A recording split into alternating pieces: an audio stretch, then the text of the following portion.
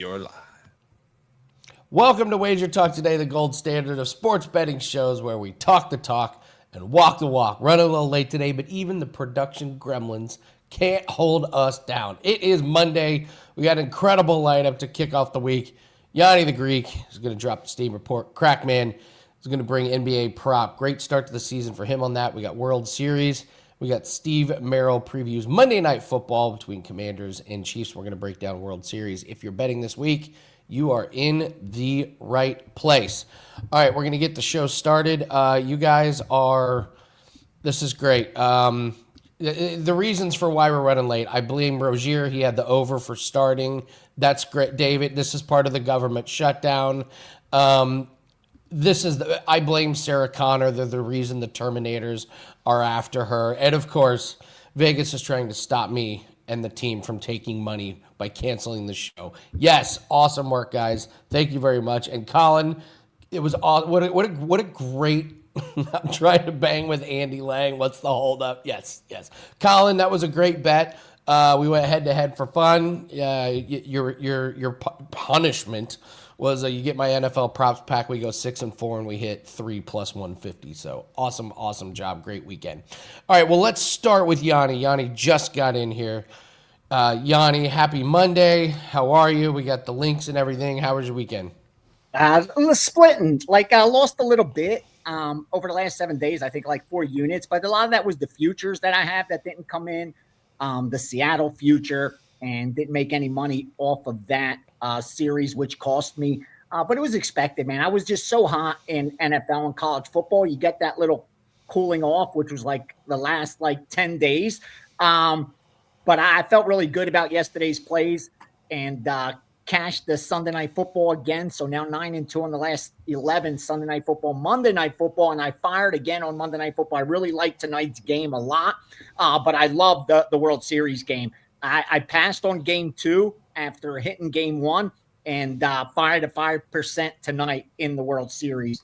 Again, it's the first 5% I fired in the World Series, and just set up nicely. And then I got confirmation by the most trusted baseball group I work with. So hopefully we start the week off with 2 big winners tonight and have a huge week. Excited about the NFL and college football. I had already started working next on the upcoming week's games.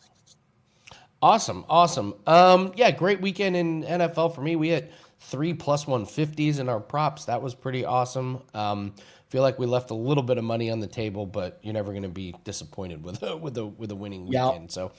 So, any sharp action that we should be aware of for Monday night, for upcoming college, upcoming NFL, World Series? What are you seeing? Well, tonight's NFL game, the line just moved so significantly off the look ahead. If you remember, the look ahead was 5.5. The situation with Jaden Daniels is the reason we're looking at 11 right now. Not seeing all that much risk. I thought there would be a ton of money line parlays and teasers and other, point spread parlays on the Monday night game tied into Kansas City. Just not the case. But they probably will be heavier on the favorite. They usually are when you add in all the exotics and all the teasers and stuff. But not seeing anything really sticking out. Nothing from the betting syndicates.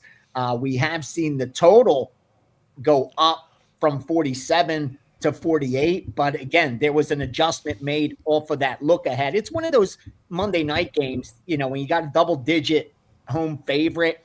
It's just tough, and probably a better game to book as far as, finding a lot of value. The betting syndicates, I haven't seen anything on the side or the total so far. But again, it's early in the day.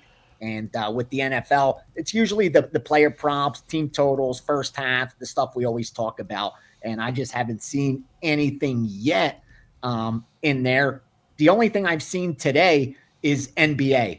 I've seen NBA action. I always wait for NFL and college football after today, only because what usually gets hit are those look aheads. And the key is looking at the odds logic screen and seeing if there's follow through, because a lot of times it's taking advantage of those look ahead lines in the NFL where the limits are a lot lower than when they open up. But I haven't seen anything yet looking into next week's NFL and college football. But again, it's 9 o'clock Monday morning on the West Coast, so that's not surprising. Things will start coming in as the day goes on, especially in college football. They usually get out on Mondays. But yeah, it was a good weekend of NFL and college football. Not hearing any complaints from bettors or books. It was just one of those weeks.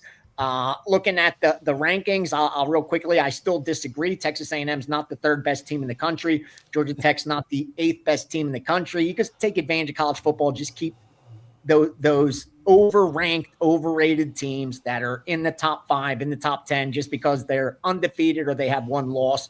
But just like we saw with Miami getting exposed 2 weeks ago, we saw Oklahoma get exposed a few weeks ago to Texas. Same thing's going to happen to those teams as well. The cream will rise to the top. It's Ohio State. It's Alabama. It's Oregon, the usual suspects, Georgia. All the same teams will rise to the top when the dust settles. David asked, why has the line not went down? Debo and McLaurin are playing. The wide receivers aren't moving lines. No, they're worth a quarter of a point, and Maybe. That's if he's a stud. That's if he's a stud. Yeah, running back, same thing. The Giants line isn't going to be affected by Scatterbo. No. So, Scattaboo. I can never get his name right. If you say it one way, someone corrects you the other way.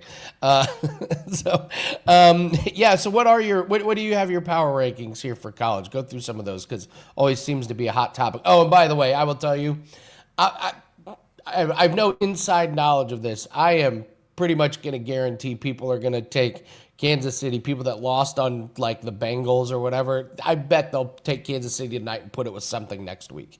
Yeah, I wouldn't be surprised. Kansas City will win by 40 at home on Monday Night Football. Yeah, absolutely. Like the Colts. Here's my rankings right now. And Ohio State's starting to get further and further away. A few weeks ago, if you asked me, I would have said Ohio State's 3 points better than the next best team. I now have them 5 points better than the second best team. That's Alabama. Behind Alabama, I have Notre Dame. I know others will say they have Oregon. I have Notre Dame by very slightly, not even a full point. And then I have Oregon. And then I have Georgia. Right behind Georgia is Indiana. Right behind Indiana is Texas. Right behind Texas is Mississippi, followed by Tennessee, Penn State, 3, 4, 5, 6, 7, 8, 9, 10. Yeah, that's my top 10 right there. That's my top 10. Up to 3 and 4 Penn State. 3 and 4 Penn State is the 10th best team in the country, power rating wise. And here, I'm going to say it right now. If Penn State was playing Texas A&M on a neutral field, Penn State should be a 1-point favorite. I'm telling you right now. It probably won't be that way. If they played, they would have Texas A&M be the favorite, because the book's job is to manage risk. It's not to predict the outcome. It's to manage risk. And that's exactly what would happen. They would make Texas A&M the favorite, and steam would come in on the Penn State side. In fact, against Georgia Tech, let me tell you, this is funnier. 2.8. Where is Georgia Tech so low? Oh, my gosh. 64. I swear to you. You have to keep scrolling down. Georgia Tech would be getting a touchdown to Penn State on a neutral field. Yes, Georgia Tech, that's 8th ranked Georgia Tech against the no-ranked Penn State team would be getting a touchdown against Penn State. Yeah, I'm telling you that right now. And you could argue, like they were telling me on Bet on it, does this guy even watch college football? Does he even watch college football? Well, I'm 20-7 on Bet on it, 20-7. And I'm up over 100 units betting college football this year, number 1 in profit. So I know a little bit about college football and finished number 1 in profit there, I think like twice in the last 4 years. So college football, when it comes to college sports, college basketball, college football, don't even go there. I'll put my power ratings up against any out there.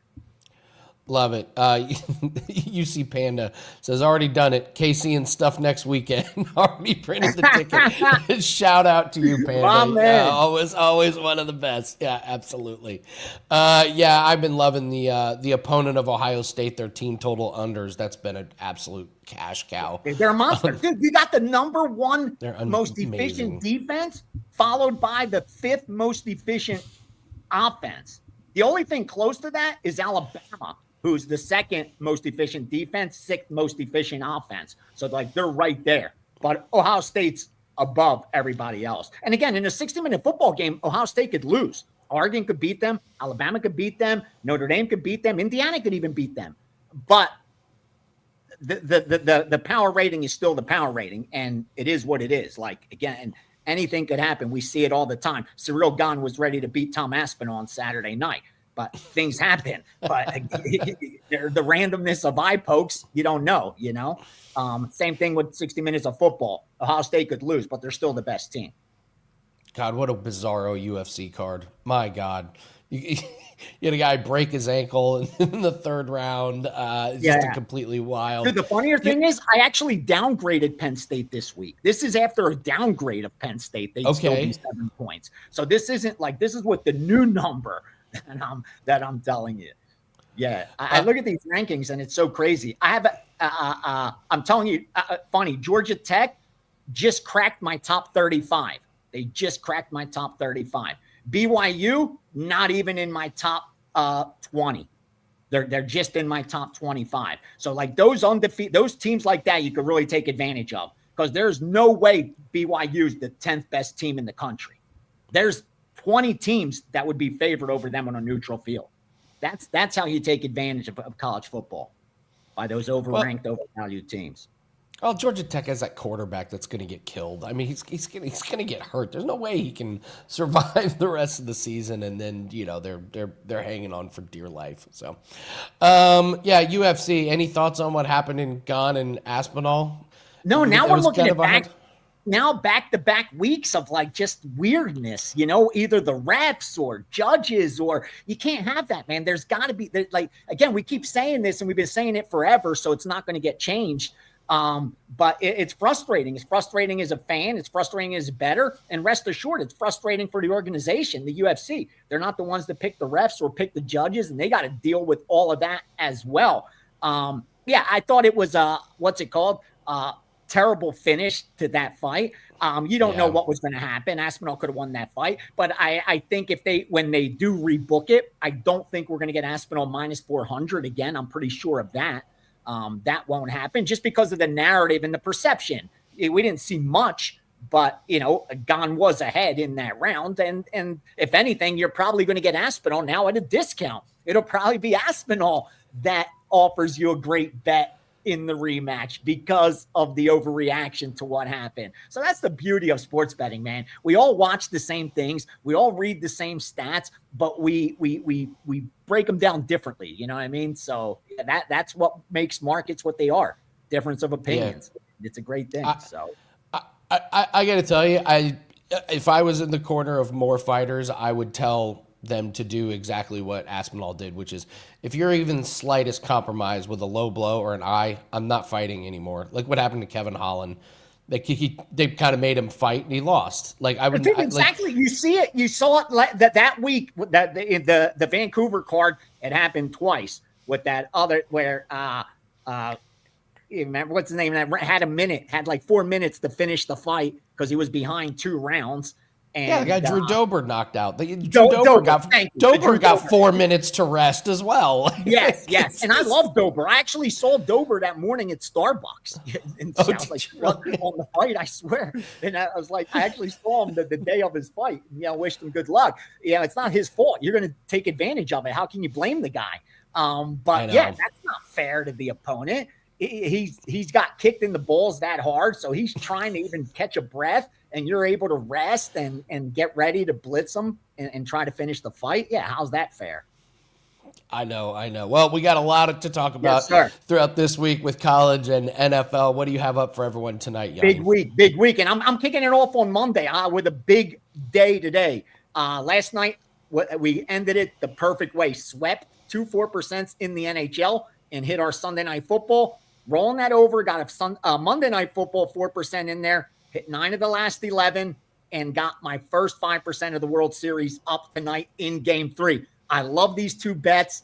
Start off the week, pick up about 9+ units, and we'll see what else we could confirm between now and the end of the day. Sunday's NFL will be up. Saturday's college football will be up because already working on those matchups. So best of luck the week ahead, brother, and to the whole Wager Talk team as well. All right, thank you, Gianni The Greek. Paul, we'll be doing some NBA. Bill's going to do an NBA prop.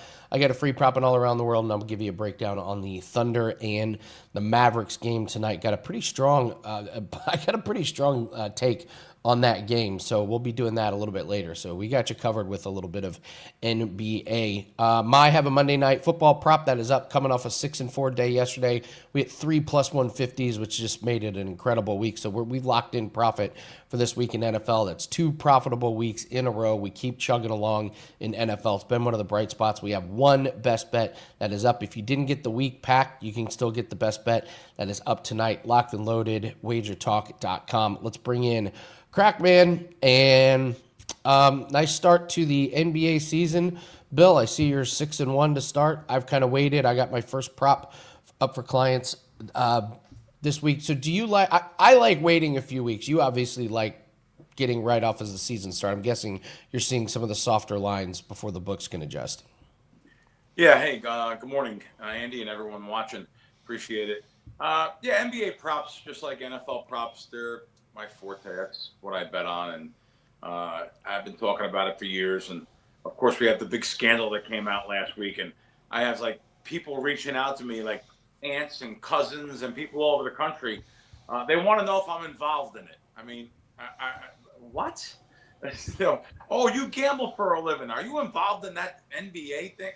I just amazing how even the public sometimes they're just so naive. Like, do you think I'm involved? I could bet like a couple $1,000 out here on NBA props. So you think I'm involved in getting down ridiculous amounts of money that they're claiming these people got down? But yes, I talk about it all the time, Andy. Me and my team, we scour NBA sites, we scour social media, and the number one thing is beat reporters. So if getting information off of a website or reading a social on a beat reporter is illegal, then I'm going to be out of business. That's for sure. This is not inside stuff that these people call inside information. So anyway, I just thought that was kind of funny. I think a lot more stuff's going to come out about that stuff too, Andy. I know we weren't probably scheduled to talk about this stuff, but to be real blunt, I just think that I know how much trouble I have, even when I go back east and try to bet the counters and the kiosk on NBA prop bets and NFL prop bets, player props. I know how much trouble I go through. I could bet here at Westgate. I could bet here circa 1,000 each. They used to be 2,000. They cut me down to 1,000 from last year to this year. And the juice was double. It used to be 110. It's 115 or 120.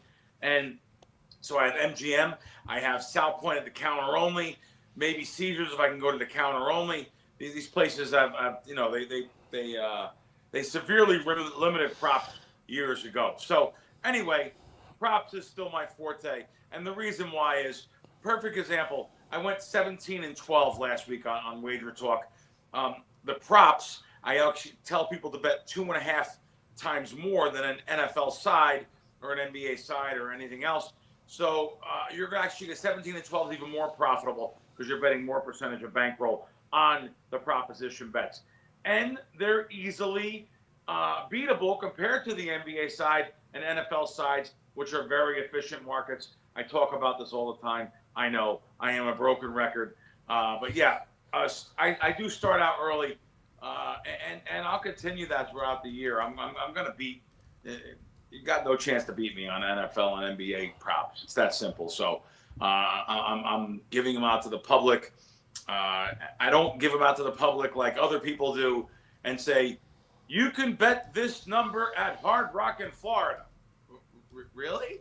Wow, it's really nice of you sending me that when it's 4 yards worse at DraftKings and FanDuel. I mean, I don't do that. I'm not going to pad my record with that. If I did that like many other people sell in the space, I'd have a hell of a better record, just like you think some of these Fugazi guys have better records. So all this being said here, let's go with Morant over his points tonight.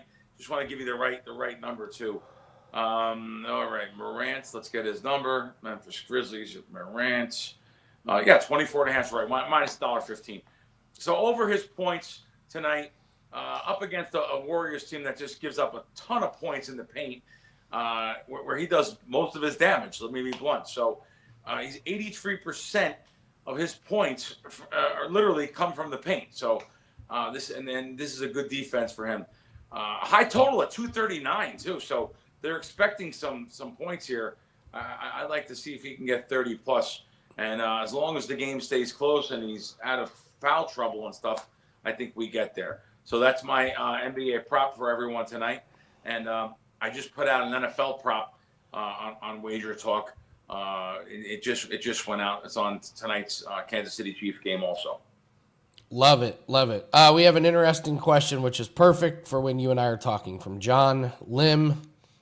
I'm curious. These guys sell picks. Do they also place bet themselves? Bill, you ever placed a bet? You know what, though? Honestly, John's asking a very legitimate question. And why is he asking a very legitimate question like that? Why? Because there are so many of these snake oil salesmen and charlatans out there that don't place bets. So I fully understand why you would ask these type of questions. And, listen, I just go to one of my accounts that I have up here, my MGM account from yesterday. Do I place bets? Yeah, I think I place bets. There's some $1,500 bets on prop bets. I can keep on scrolling till the cows come home here. Show more. You always have to press show more on MGM. Yeah, there's winners, losers, but I won on props. I'm going to win on props. It's just what it is. But yeah, do I place bets? Yeah, I happen to be one of the guys in the space that I'm willing to say. I'm willing to say that there's no one in this space that bets more money on me, on games than me, on stuff than me. Pending bets. Here's my pending bets at Westgate. There. There's 57,000 pending on my Westgate account. I mean, yeah. Do I bet? Yeah, that's what happens. I bet. Yeah, but I do. Listen, I would never volunteer that. You guys, someone asked, I'm showing you. But yes, I think that someone. By the way, you don't have to bet these type of amounts. I'm not saying that.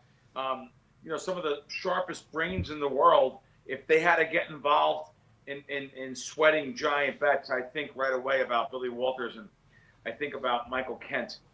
So if Michael ever knew the numbers that was being bet for him being part of the team and stuff, I'm not going to I shouldn't use Michael, but there's other people that are originators. If they knew that might get involved in their decision process, where they might get a little bit more nervous or something, let us handle the betting. Yeah. So I'm going to bet. I'm not going to sweat a lot of things. And but by the way, I do something rare. I give the game out or the bet out, especially props. That goes out to the clients first before I bet. I don't front run people. I'm not going to give you a line of 42.5 and I went under 44.5. That's bullshit. I'm not going to do that. So anyway, but however, you have to search around the different sites though, because I find differences in yards, differences in points. I have a lot of places to bet. Sometimes there are 3, 4, 5, 6, 8 yards of difference on an NFL player. So yes, the answer is yes. I just showed you a little example, but I also, like I said, give it to the clients first. So I started with a small bankroll, built it up, took all the money out, and started a business. So Bill, I'm back down to a small bankroll, trying nothing to wrong with that. Build it up, but I got a business out of it. So I was very, very happy. So what are you gonna do? I'm not smart. I just keep on firing. Go ahead. You got any World Series insights? Wow, how about this? So, of course, I look at the line on this game.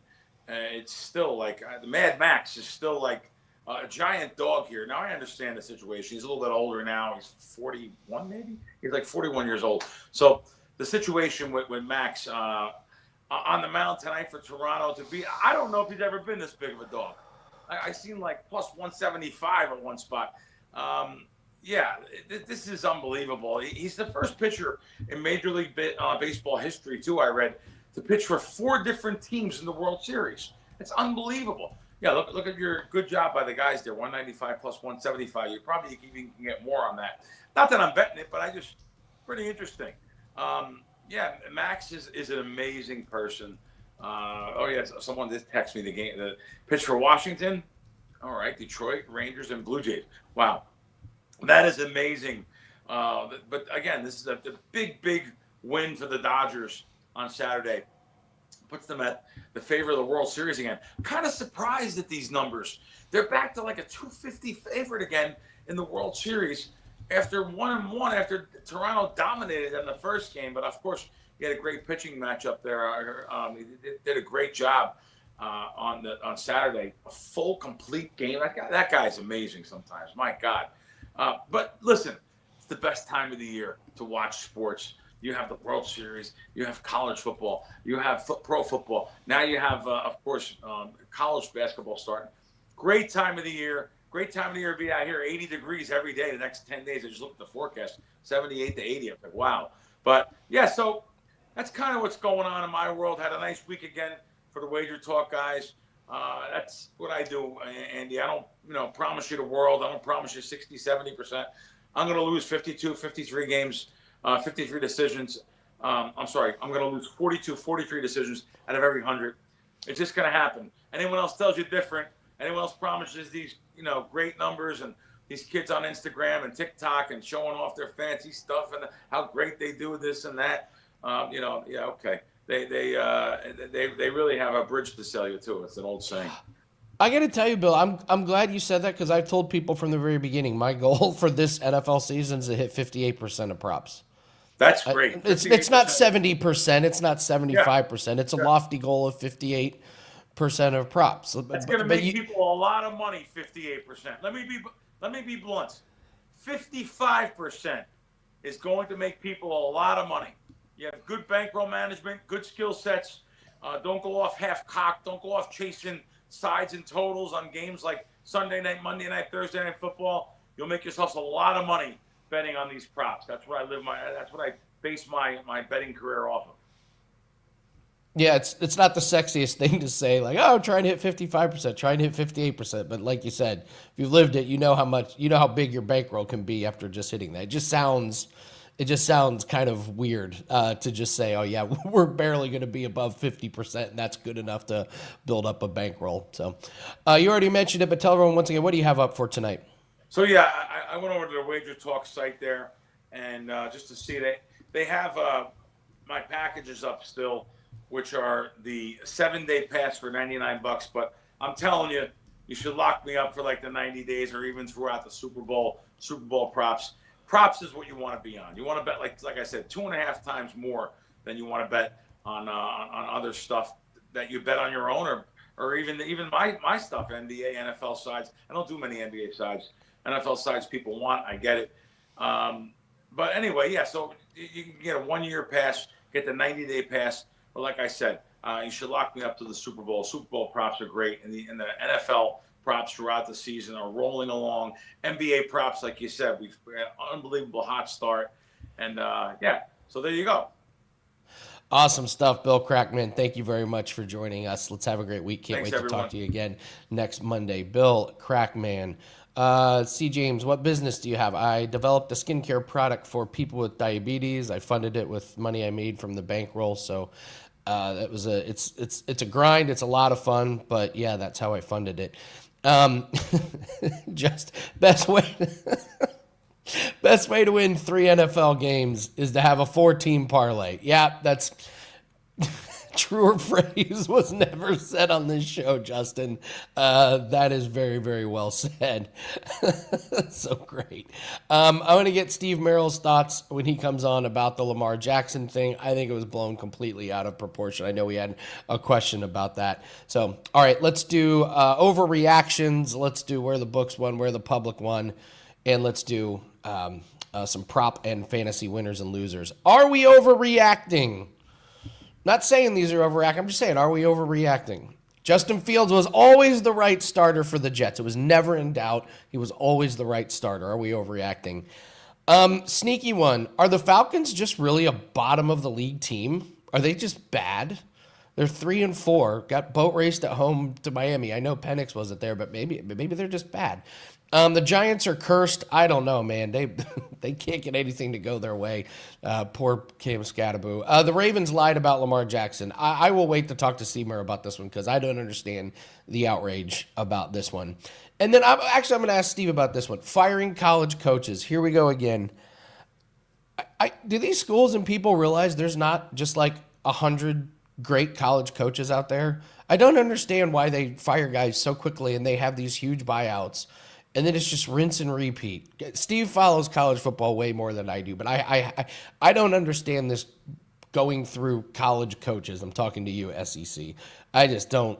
I don't understand that one. I think firing coaches is such an overreaction to a couple games. I don't get it. Whatever. All right, let's move on to where the books won and where the public won. Not a whole lot from the books. There wasn't a whole lot of consensus, but Falcons money line and teasers just got blown out of the water. That destroyed a lot of things. So that's where the books won big. Where the public won, you guys already mentioned it in the chat. I mean, these favorites: Bills minus the points, Colts minus the points, Patriots minus the points. Favorites and overs. I believe I heard Teddy earlier say they went 16-3. I hope I got that number right, but it was a big public week. When you get all these favorites, you get all these overs. It's just going to be a big public week. So this was a monster public week in the NFL. Let's go to fantasy and prop winners and losers. If you've been surviving with some of these injuries and these bye weeks in fantasy, congratulations. There's been quite a few of them. Let's go to Arande Gadsden. He's the big winner here from the tight ends. Now the Chargers have this four-headed monster for receivers. Justin Herbert's going to be a monster moving forward. Tua and Jalen Waddle, it's like outdoors, fade them, indoors, bet on them. Justin Fields and Breece Hall look great. Breece Hall may be auditioning for another team. We'll see if they keep him. Travion Henderson, you figure this one out. Against the Titans, he does nothing, and then he has the big game against the Browns. Jalen Hurts, Dan continues to impress. Even without A.J. Brown, he's still putting up big points. James Cook, if Jonathan Taylor wasn't in the league or doing what he's doing, people would be talking about James Cook, like quietly 200 yards and a couple touchdowns yesterday. Ted McMillan just keeps putting up numbers. He's a sleeper in the props market. Derrick Henry, they get healthy. They get Picard back. He goes off, has a big game. Roma Dunze continues to do well, even though Caleb Williams didn't play well. CJ Stroud looked fantastic. I'm kicking myself. That was the one prop I didn't take, was they had the number at 202.5 on the passing yards on Stroud. I didn't take it. Big regrets there. And then Colts everything is just a huge winner in the props market in fantasy football. Quentin Johnston, sneaky play. I would take him over next week. He had no catches. They were just guarding him, and they were letting Ladd McConkey and Aranda Gadsden go over the middle and catch a bunch of passes. Look for Johnson in next week's game to have a good comeback week. Aaron Jones and Jordan Mason, the Vikings cannot run the ball at all. Bijan Robinson, that was the nuke in the props market. I should have put that in where the books won. Bijan Robinson was the biggest disaster. I can't remember a bigger non-injury disaster in the props market than Bijan. The Giants offense, now that Cam Scatterman was out, that's a disaster. And Rico Dowdle continues to lose touches to Chuba Hubbard, and I warned everybody about this. The Panthers signed Chuba Hubbard to a contract.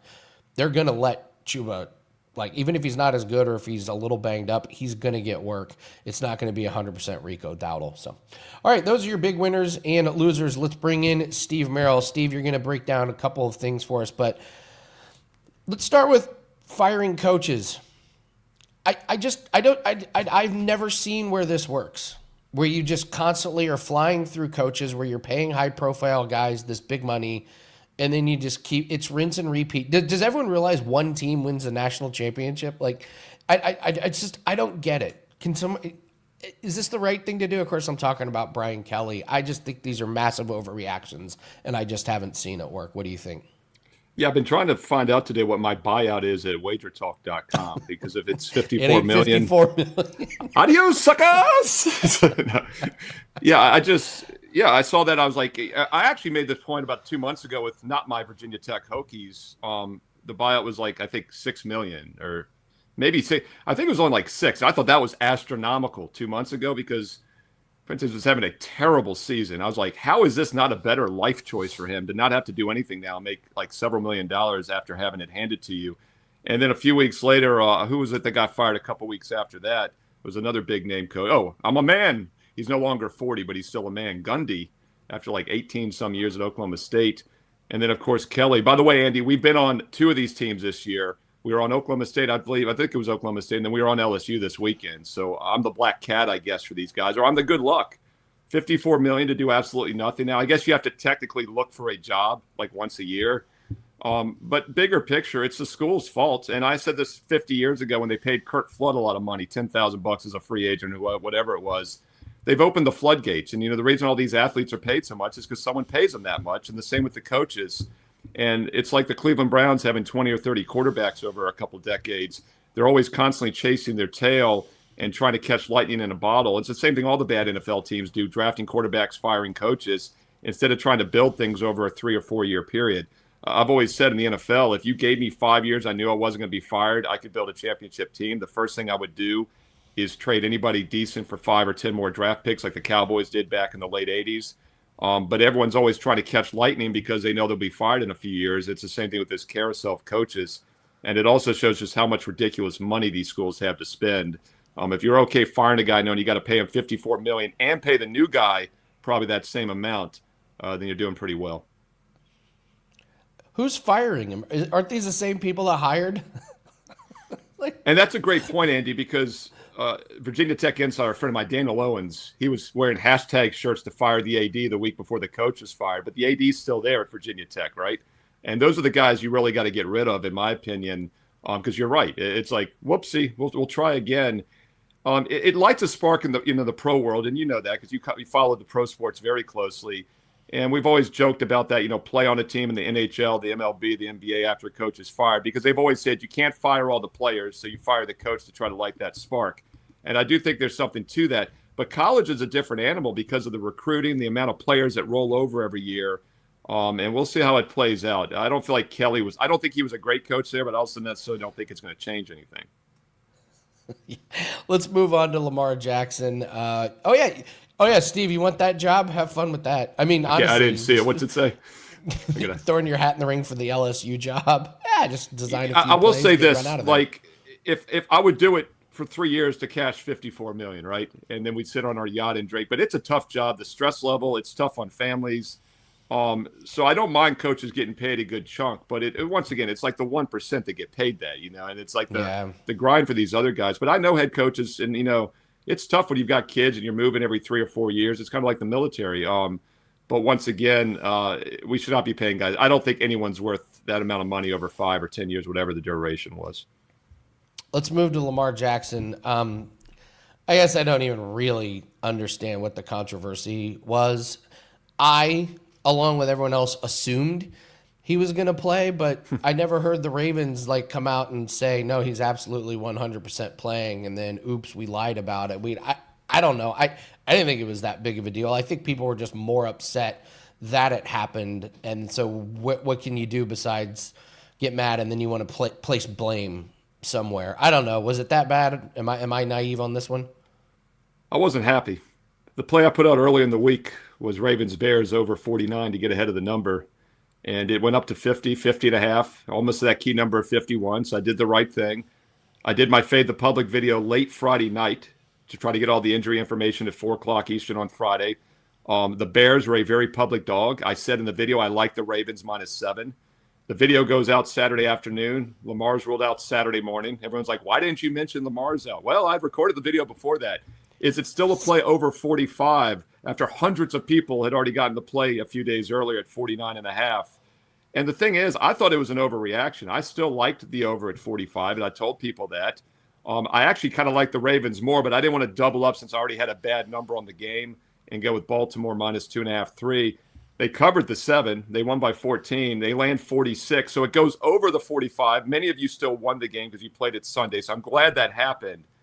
But it is extremely frustrating to miss out on going to 3-0 on Sunday. It went 2-1 instead. Hey, look, we're still number one over the last year in NFL profit. We've had a fantastic season this year, but it landed right in the middle.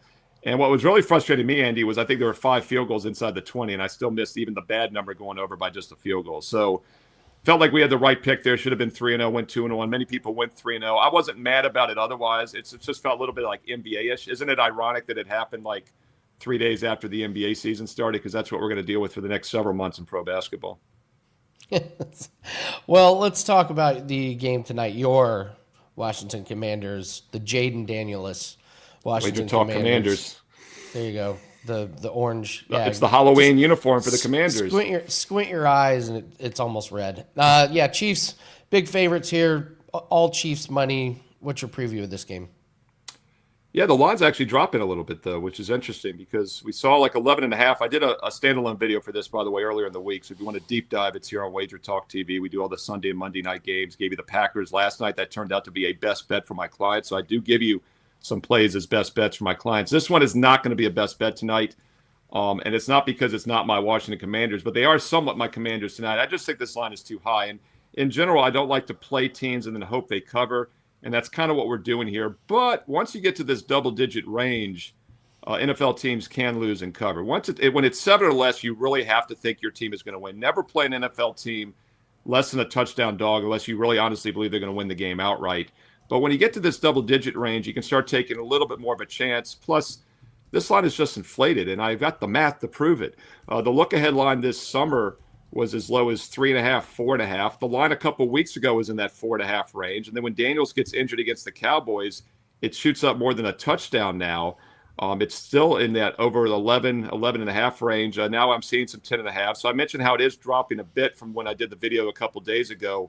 The Commanders were 11.5. Now they're 11. We're even seeing a 10.5. But South Point, a very public book, still has 11.5, where some of the sharper books are the ones dropping first. So I think there's actually a little bit of sharp money buyback here on the Commanders tonight, and I agree with that move. I just think this is an overreaction. Marcus Mariota is not as good as Jaden Daniels. I get that, but keep in mind when he played last year in that first game subbing in for him, he had over 70% completions, 3 touchdowns, no interceptions. He is a capable veteran backup, and Daniels doesn't play defense. The Commanders' problem this year is a horrendous defensive team. So if they really were going to be a 3.5 to 4.5 point dog, and now they're an 11.5 point dog, nothing's changed defensively. And yes, I think the Chiefs can move the ball in this game, but it's also perhaps a letdown spot for Kansas City. And I know that sounds strange to say, national TV spotlight Monday Night Football game. How could it be a flat spot? Well, let's look at the schedule. They played the Baltimore Ravens, a high-profile game. Then they played a Monday night game after that at Jacksonville, a game in which they blew a 14-0 lead, a play from the front backwards loss. Huge game against the Detroit Lions 6 days later on Sunday Night Football. We had a best bet on the Chiefs, and that also gave you that in the video a few weeks ago. And then last week, division rival Raiders, who they manhandled 31-0, 30-3 first down edge. It was one of the most dominant NFL performances I've seen in recent years. Now it's a Monday night home game, but looky here. Guess who they have next week? At the Buffalo Bills next Sunday. This is not a great setup here. And while I think the Chiefs probably win the game, I don't see them winning by double digits. This is an inflated line. If you're going to play it tonight, hold your nose and play not my, play my Washington Commanders tonight plus 11 or more. That's at 8:15 Eastern on ESPN and ABC. All right, Steve, we got game 3 in the World Series all tied up here. I had to laugh. Somebody asked after game 1, they were like, what do you think of Blue Jays to sweep? It's like, that should have been an are we overreacting? Was the Blue Jays to sweep? So we got Scherzer going for the Blue Jays. We got Glasnow going for the Dodgers. Tell us your thoughts on World Series Game 3 breakdown and tell everyone what you have up over at WagerTalk.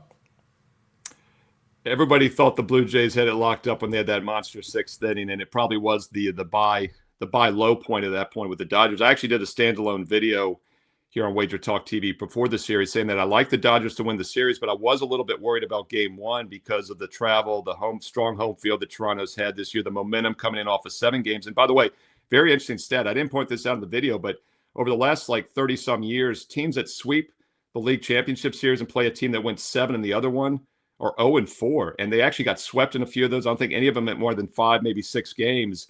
So the Dodgers are kind of up against it in game 1. We had the over in that game, so that was an easy best bet. And then we came back with the Dodgers for my clients on Saturday in game 2, another easy best bet winner because I thought it was a good spot for him. And I've been referencing a huge Dodger fan, friend of mine, Justin Brisky, great American, but he's a bigger Vin Scully fan. So I thought I'd do a little Vin Scully impersonation as I break this game down. And this is actually apparently a true story. Vin Scully said, Saturday morning, early in my truck, a black cat crossed my 150, yellow eyes, bad luck. Then a moment later, I saw a Blue Jay, and I said to myself, the Dodgers can get over this pile of bad luck, we're in pretty good shape to win it all. I agree with Vin. The ghost of Vin Scully channeled through me there. I agree with them. I think the Dodgers are on a roll now. They switched this series around in Game 2. Game 3 back at home now for the next 3. Keep in mind, it's a 2-3-2 format. Do I boldly say they win the next 3 and they get the 4-1? Perhaps, but I like them tonight. So let's look at the best way to play this. Not a fan of laying -$2 in baseball. It's not something we do. We usually look to start playing the run line at that point and getting that price down. And you can actually get the Dodgers -1.5, run line -$1.10 in a pick 'em straight up win situation. And by the way, something else the great Dave Koken used to point out on our baseball shows, if you don't have access to a -1 run line, you can create your own, and it's quite simple. Dodgers right now are anywhere from -200 to -210. Run line's -110. You put half a unit on the run line, half a unit on the money line, you're creating like a -150, -150, -1 line. And that way, if it isn't exactly one-run game, you push instead of losing. But however you want to slice it here, I like the Dodgers for several reasons. I pointed out the momentum I think they have now after the win in Game 2. Game 1's their only bad game in the postseason. They were off for a full week, had to travel to Toronto. And the Blue Jays have been a much weaker road team this year. In the regular season, they were one game below 500 on the road as opposed to a much stronger home team.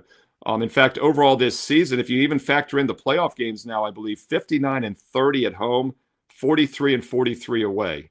That's 16-13. That's 30. What is it? 29, 14 and a half games weaker on the road. Well, the Dodgers have actually, as good as the Dodgers are, they weren't a great road team this either. Factoring in the postseason games, just 46-41 away, 57-30 at home. So you have two teams that are combined 116-60 at home versus just 89-84 on the road.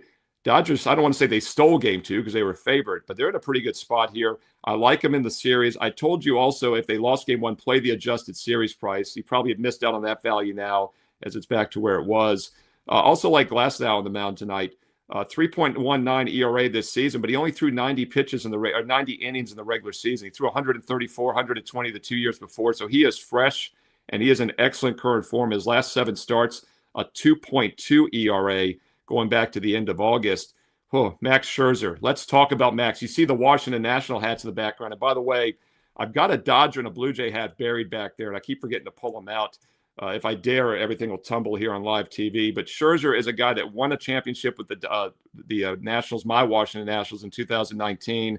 He's had some great postseasons, but he's over the hill. His numbers this year show it. He only pitched 85 innings, 5.2 ERA, and he's been even worse since late August. His last 7 starts, a 7.9 ERA.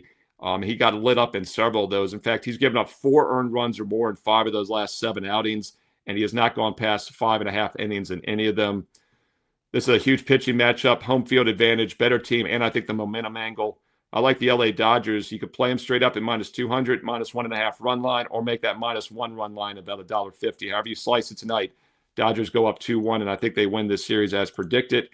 And if you'd like to get my best bet videos each and every day, check out this page, WagerTalk.com, WagerTalk TV, and make sure you subscribe and click the bell. The more thumbs up likes, the more positive comments below, the more free play videos I will do. I've done every college football game the last 2 weeks since we started with these Tuesday, Wednesday, Thursday night games. I've given you all 18 weeknight college football games. Now, most of those don't make the best bet card. They're TV opinions for you. I know you're doing your own handicapping, but some of them do make the card because I also give you the Thursday night NFL games, Sunday, Monday night pro football games. Thursday night NFL, by the way, 8-1 this year for free. NFL Prime Thursday night is cashing big time.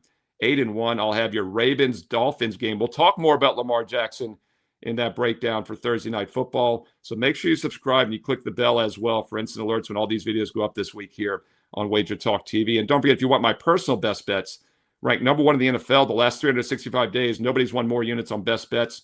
2-1 or 3-0, depending on your line yesterday in that Ravens over. Monster NFL season, college football, pro basketball started this week. College hoops starts tonight on Monday. Whew. World Series is still here. That means this is the only time of the year that you can get all 5 sports that I handicap at one time. College and pro football, college and pro basketball, and Major League Baseball all at once. So yeah, I know what you're thinking. Not a bad time to get an all sports, all access package. Right now, 7 days for $99, or how about 30 days for just $199? When you use promo code SM199, you get 30 days and nights for just $100 more. Full details on my page right now, along with a daily free play. Check out the daily free play and a strong NBA best bet tonight. Steve Merril, WagerTalk.com, and get there quicker with shortcut WT.buzz/SM.